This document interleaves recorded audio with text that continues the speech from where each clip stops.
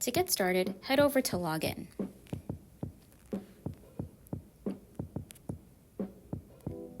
You can log in with Google or with your email. If you log in with your email, use the password you used to create the account.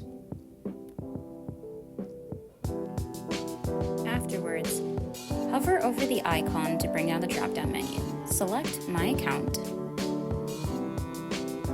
And here you can update your display info, your name, the title that appears next to it, and your personal information. This is really helpful to encourage community and facilitate engagement.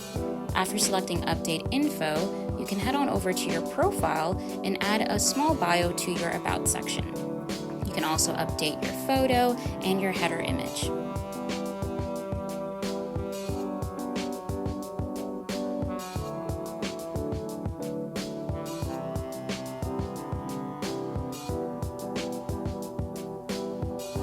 After that's all set up, head back over to Groups. Here you'll see all the working groups that have been created. If you would like to create a new group, please contact the Board of Directors first. Don't be shy. Feel free to join the MBRC group so you can stay updated on all the happenings that are going on with the consortium.